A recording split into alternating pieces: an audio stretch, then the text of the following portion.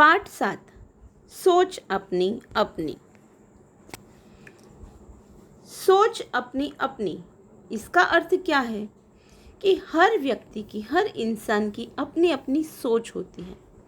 हर कोई एक दूसरे के जैसा नहीं सोचता है, इसलिए इस पाठ का नाम दिया है सोच अपनी अपनी।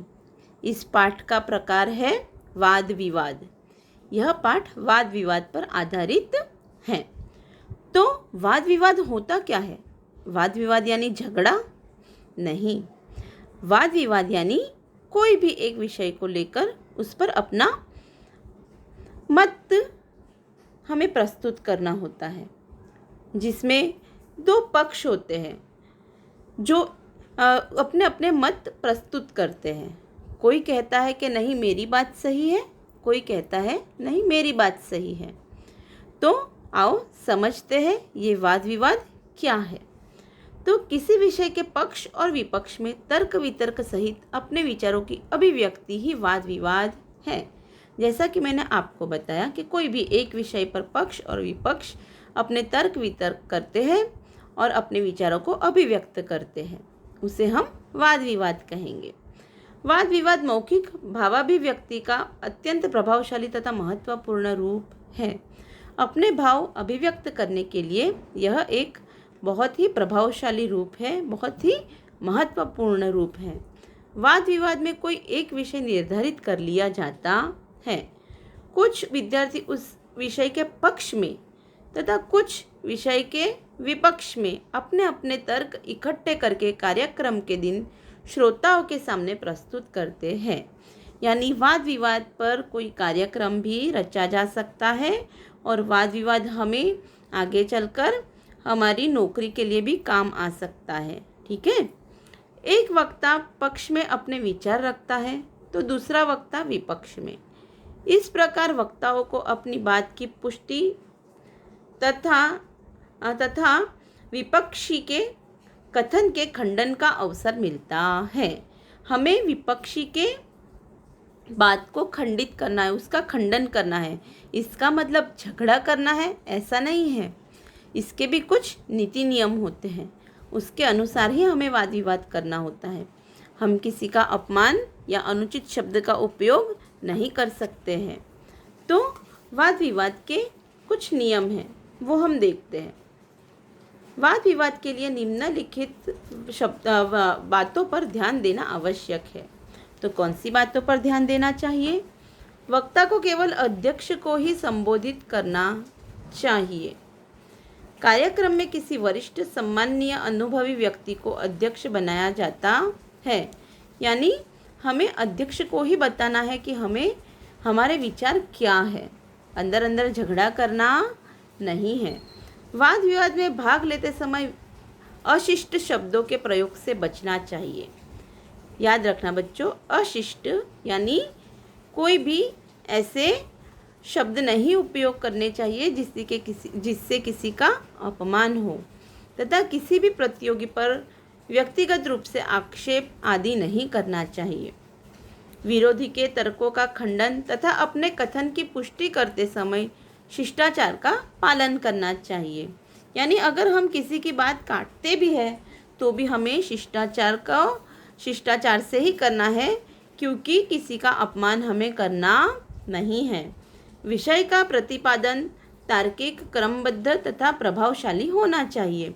यानी जो भी विषय पर हम वाद विवाद करते हैं तो उसके पीछे कुछ लॉजिक होना चाहिए, और हम जिस बात पर चर्चा कर रहे हैं हम उसी के ऊपर चर्चा करेंगे, ना कि कोई बाहर के अन्य विषयों को बीच में लाकर रखेंगे जिससे हमारी चर्चा खराब हो। ठीक है, हमें उसे प्रभावशाली बनाना है, इसीलिए हम उस पर लॉजिकली ही बातें करेंगे, तार्किक बातें ही करेंगे। वाद विवाद के प्रत्येक वक्ता को अपनी बात कहने के लिए प्रायः 3 से 5 मिनट तक का समय दिया जाता है। हमें 3 से 5 मिनट से अधिक बातें करनी नहीं है, क्योंकि हम प्रवचन नहीं दे रहे हैं, हम वाद विवाद कर रहे हैं। अतः निर्धारित समय सीमा में ही अपनी बात समाप्त कर लेनी चाहिए। यानी उसे खींच कर लंबा करना नहीं चाहिए। तो ये हुए वाद विवाद के नियम। तो बच्चों नीचे दिए गए चित्रों को ध्यान से देखिए, फिर उन पर आधारित प्रश्नों पर कक्षा में वाद विवाद करवाइए। तो बच्चों, हमें यहाँ ये 2 चित्र दिए गए हैं, उसे हमें ध्यान से देखना है। तो चलो बारी बारी हम पहले चित्र को देखते हैं। ये पहला चित्र, ये चित्र कैसा है, किसका है, चित्र में कौन कौन है, चित्र में क्या क्या है, ये सब हम बारीकाई से देखेंगे। तो यहाँ पे देखो, एक नदी बह रही है।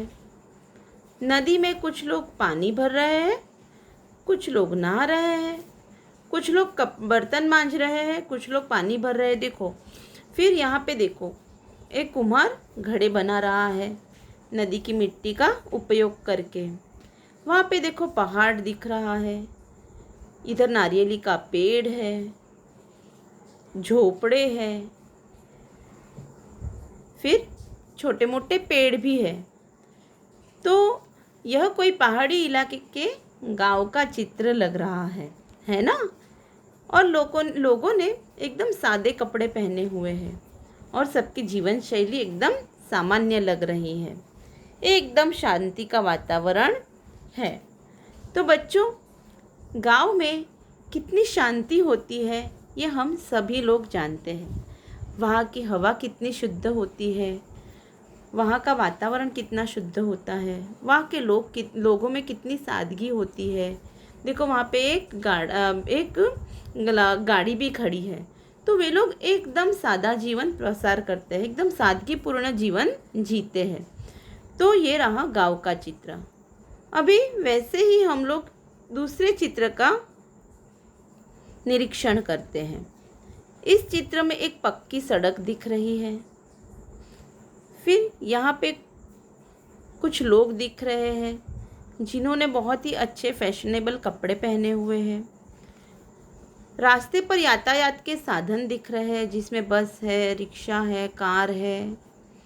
फिर पीछे देखो बड़ी बड़ी इमारतें दिख रही है, इनमें एक हॉस्पिटल है, फिर शाला है, कॉलेज है, विद्यालय है, कुछ भी हो सकता है। तो लग रहा है कि यह एक शहर का चित्र है, नगर का चित्र है, जिसमें हलचल मची हुई है। लग रहा है कि लोग जल्दी में हैं अपने अपने काम पर जाने के लिए।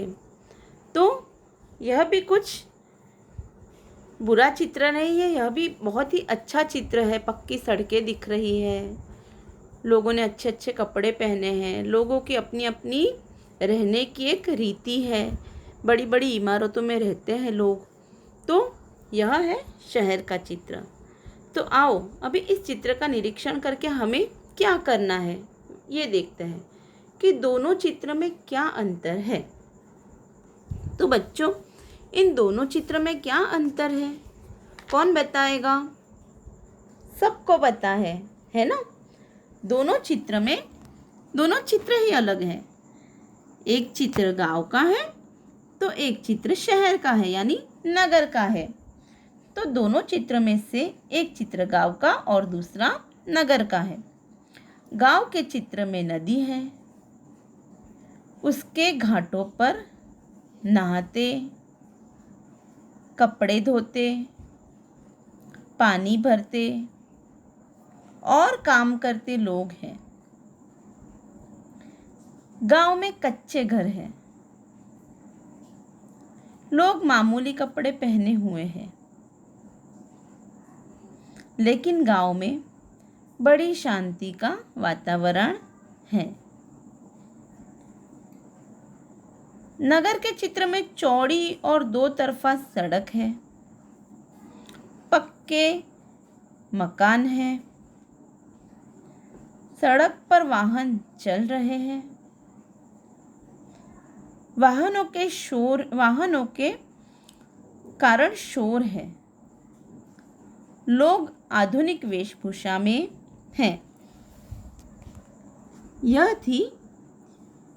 यह था ये दोनों चित्रों के बीच का अंतर। ठीक है। अगला प्रश्न, गांव तथा नगर के जीवन में क्या अंतर है और तुम्हें कौन सा रुचिकर लगता है, क्यों? तो बच्चों, दरअसल ये सभी प्रश्नों के उत्तर आपको अपने आप लिखने हैं। यह प्रश्नों के उत्तर मैडम नहीं लिखवाएंगे, क्योंकि आपके खुद के भी विचार होते हैं। मैं कहूँगी मुझे शहर का जीवन अच्छा लगता है, पर ज़रूरी नहीं है कि आप लोगों को भी नगर का ही जीवन पसंद हो, है ना। तो इसके उत्तर आपको अपनी खुद की भाषा में लिखने हैं, पर मैं आप लोगों को मेरा मत बताती हूँ। गांव के जीवन में सादगी, सरलता है। किसी तरह की बनावट और तड़क भड़क नहीं है। लोग शांति से अपने अपने काम करते हैं। नदी कुएं का पानी पीते हैं। वे अपने खेतों में उगाया अनाज तथा ताजी सब्जियां खाते हैं। लोग कच्चे घरों में रहते हैं, पर उनका जीवन प्रकृति से बहुत नज़दीक होता है। उससे विपरीत नगर के जीवन में तड़क भड़क और बनावट अधिक होती है। लोग आधुनिक और फैशनेबल कपड़े पहनते हैं। वे पक्के मकानों में रहते हैं। वे नल का पानी पीते हैं और बाजार से अनाज तथा फल सब्जी खरीद कर खाते हैं। नगर की सड़कों पर वाहनों का हमेशा शोर होता है। लोग दुकानों, बैंकों और दफ्तरों में काम करते हैं। नगर के जीवन में शांति होती है। लोगों का जीवन प्रकृति से बहुत दूर होता है। नगर के जीवन में शांति नहीं होती है। लोगों का जीवन प्रकृति से बहुत दूर होता है। नगर के जीवन में अनेक दोष हैं, फिर भी मुझे यहाँ का जीवन ही पसंद है। यहाँ के लोग शिक्षित और प्रगतिशील होते हैं। नगर में अच्छे स्कूल और कॉलेज होते हैं। इनके कारण मनपसंद शैक्षणिक योग्यता प्राप्त की जा सकती है।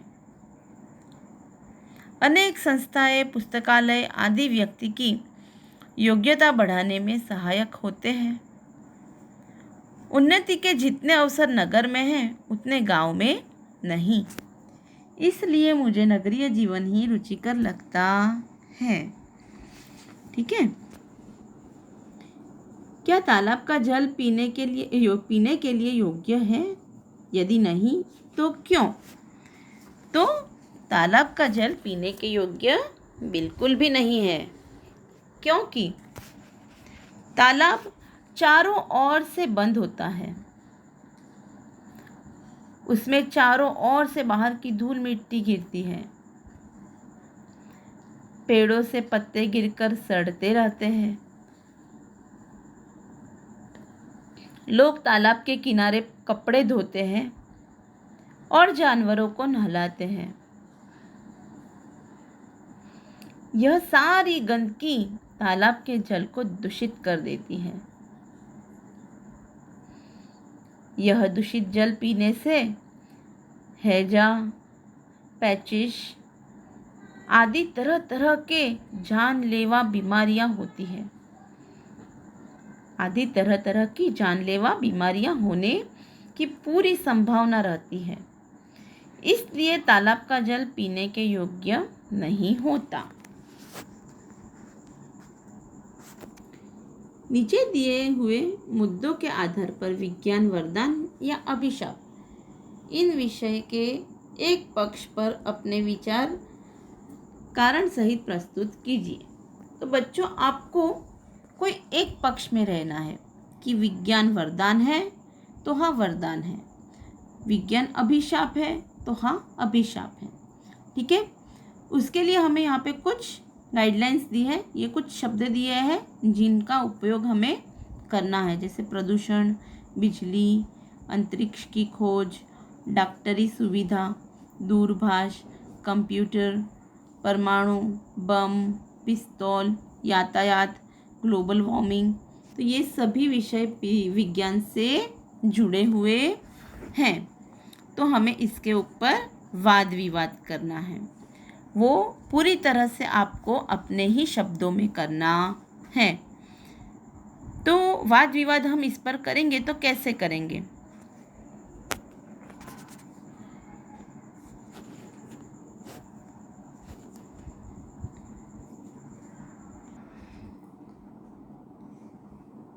तो प्रत्येक वस्तु के दो पहलू होते हैं, ठीक है।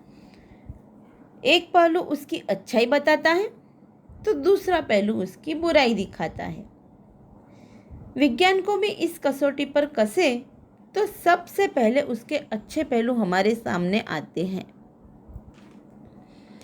विज्ञान ने बिजली की खोज कर मानव जाति पर बड़ा उपकार किया है।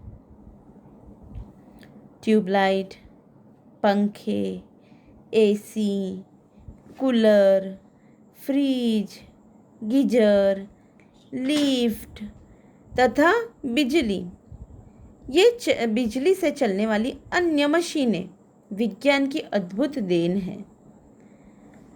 डॉक्टरी पेशे के तमाम उपकरण, एलोपैथी दवाइयाँ विज्ञान ने ही हमें दी है। टेलीफोन और मोबाइल हमें विज्ञान से मिले हैं। फिल्में और दूरदर्शन विज्ञान के ही उपहार है। कंप्यूटर देकर तो विज्ञान ने आज की दुनिया ही बदल दी है। मोटर, बस, ट्रेन, हेलीकॉप्टर, हवाई जहाज आदि वाहन भी विज्ञान के ही दिए हुए हैं। विज्ञान के कारण आज मनुष्य अंतरिक्ष में पहुंच गया है। चांद की धरती पर उसने अपने कदम रख दिए हैं। विज्ञान के इन अनमोल वरदानों के कारण मानव आज धरती पर ही स्वर्ग के सुख लूट रहा है। इन सब वैज्ञानिक आविष्कारों के साथ ही विज्ञान ने बंदूक, पिस्तौल, परमाणु बम जैसे हिंसा और विनाश के साधन भी हमें दिए हैं। विज्ञान के कारण आज जल, थल और वायु में प्रदूषण ही प्रदूषण है। इसमें संदेह नहीं कि ये विज्ञान के अभिशाप है, परंतु विज्ञान के वरदानों की तुलना में उसके अभिशाप खतरनाक होने पर भी कमज़ोर पड़ जाते हैं। सच तो यही है कि यदि विज्ञान न होता तो मानव जाति आज भी वही जीवन जीती जो आदिकाल में जंगलों में रहने वाले लोग जीते थे। इसलिए हमें विज्ञान को वरदान और आधुनिक विज्ञानों का आभार मानना चाहिए। आधुनिक वैज्ञानिकों का आभार मानना चाहिए। उनके प्रयत्नों से ही हमें वे वैज्ञानिक सुविधाएं मिली हैं, ठीक है।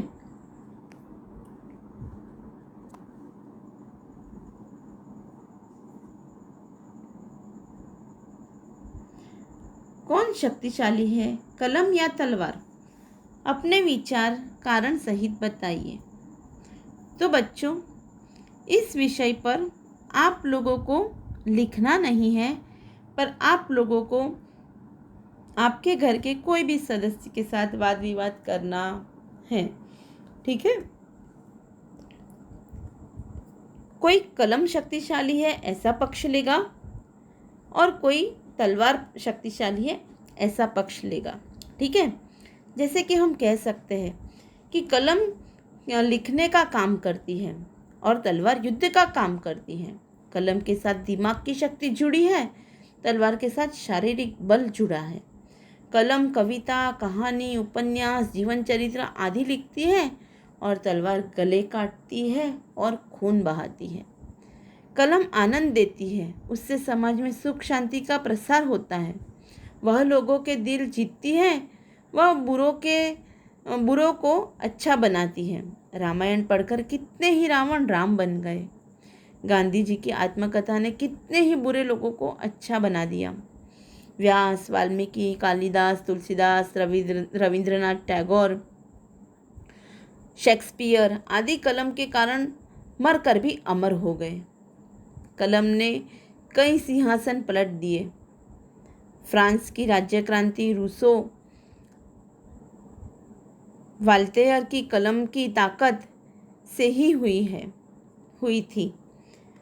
तलवार रक्षा का साधन जरूर है, पर उसकी शक्ति कुछ समय तक ही रहती है। कलम की शक्ति युग युग तक छाई रहती है। इसलिए मेरे विचार से तलवार की अपेक्षा कलम ही अधिक शक्तिशाली है। यह हुए मेरे विचार। आपको अपने विचार व्यक्त करने हैं। अभी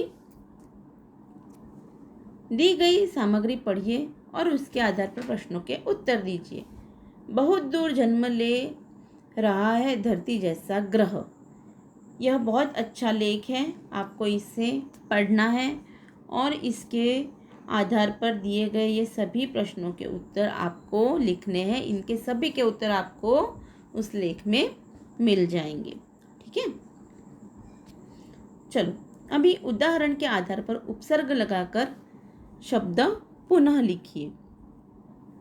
बच्चों, हमने पहले ही उपसर्ग और प्रत्यय को अच्छी तरह से सीख लिया है ना?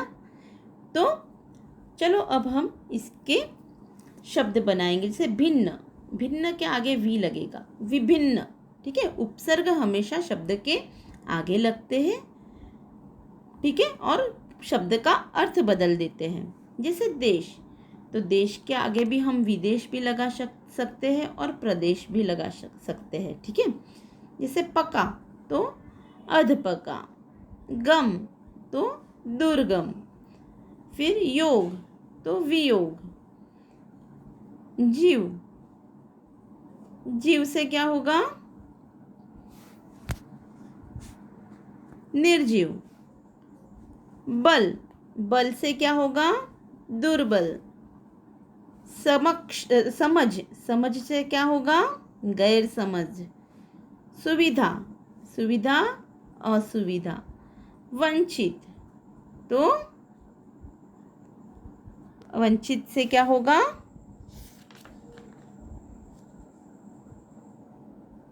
अवांछित। ठीक है, चलो बराबर सभी लोगों को आता है ना? इस तरह आपको इसके शब्द बनाए। मैं यहाँ पे आपको ये 4 बना के दिखाऊंगी। ये 4 आपको खुद करने हैं। ठीक है, उदाहरण के आधार पर प्रत्यय लगाकर शब्द पुनः लिखिए। प्रत्यय, प्रत्यय हम पीछे लगाएंगे। ठीक है ना? तो विदेश, तो जैसे नियम प्लस इत यानी नियमित, जैसे विदेश के पीछे हम क्या लगाएंगे? ई। विदेश प्लस ई यानी विदेशी। प्रकृति, प्रकृति तो प्रकृति प्लस इक यानी प्राकृतिक। ठीक है, फिर पुत्र, पुत्र का पुत्र के पीछे ई, पुत्री। लापरवाह, लापरवाह प्लस ई यानी लापरवाही।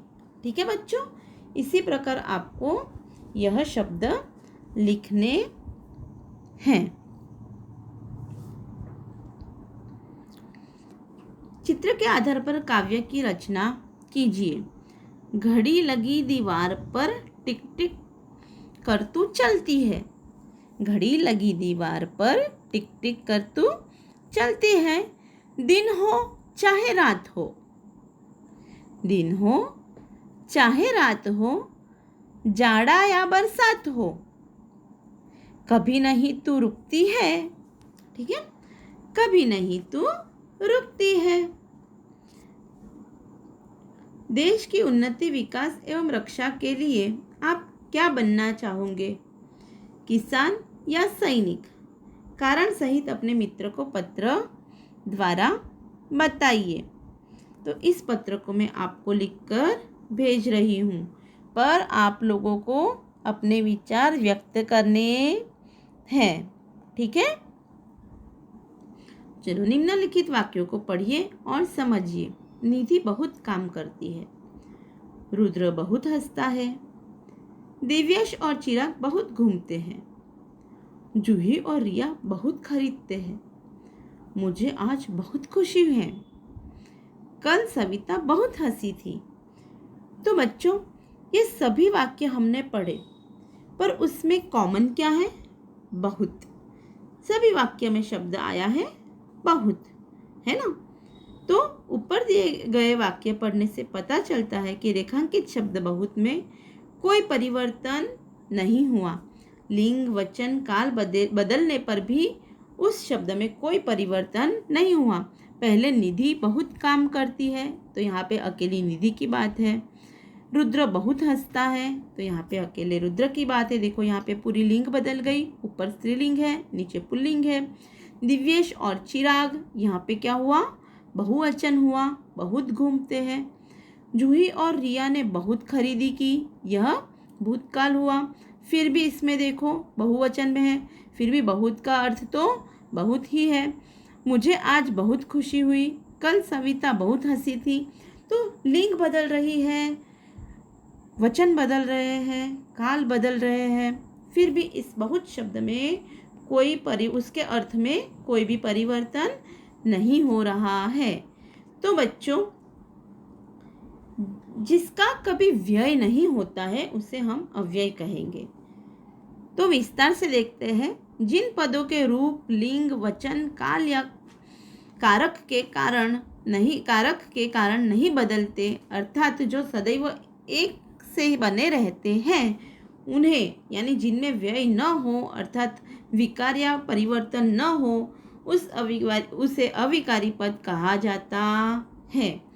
तो बच्चों, लिंग, वचन, रूप, काल, कारण कुछ भी हो, पर उस शब्द में कभी भी बदलाव नहीं होता, वैसे शब्दों को हम अव्यय कहेंगे। निम्नलिखित शब्दों को पढ़िए और उनमें प्रयुक्त गाढ़े शब्दों पर ध्यान दीजिए। लड़का धीरे धीरे चलता है। धीरे धीरे, धीरे धीरे का अर्थ आप लोगों को पता ही है, स्लोली स्लोली। तो एक लड़की धीरे धीरे चल रही है। देखो यहाँ पे लड़का है, यहाँ पे लड़की है, लिंग बदल गई, पर यहाँ पे एक शब्द है जो धीरे धीरे वो वापस आया है, चल रही है।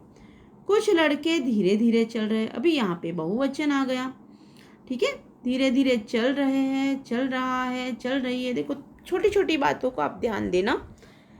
बहुत सी लड़कियां धीरे धीरे चल रही है, यहाँ पे बहुवचन में स्त्रीलिंग है और चल रही है।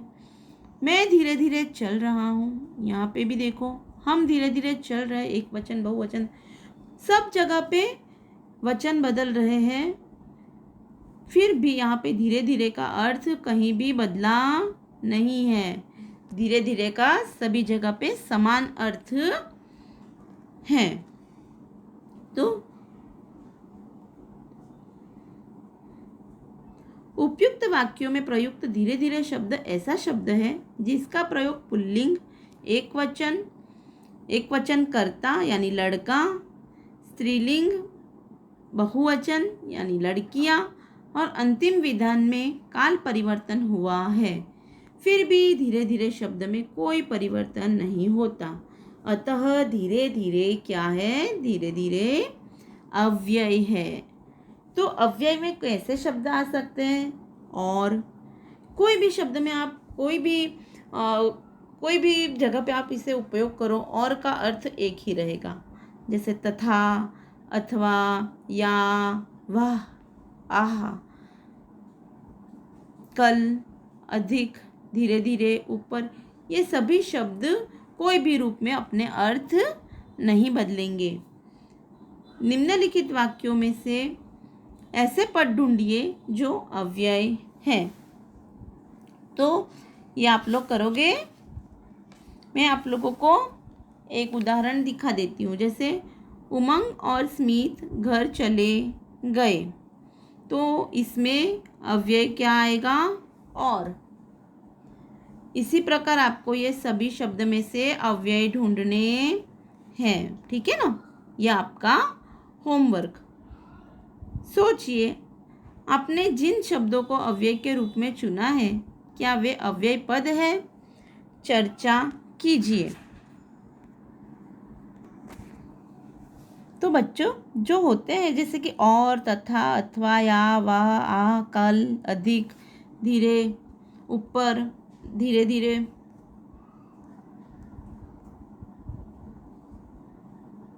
ठीक है। तो ये अव्ययों की सूची है। उसी प्रकार आपको भी इसमें से जैसे और है, या है, जो भी अव्ययी पद आप ढूंढोगे, ठीक है, वो लिखने के ये ऐसे शब्द हैं जिनके रूप कभी भी नहीं बदलते, उनके रूप में कोई भी परिवर्तन नहीं होता। ये लिंग, वचन और कारक के प्रभाव से सदा मुक्त है, इसलिए निश्चित रूप से ये अव्ययी पद ही है। ठीक है, तो यहाँ पे हमारा ये चैप्टर खत्म होता है। ठीक है।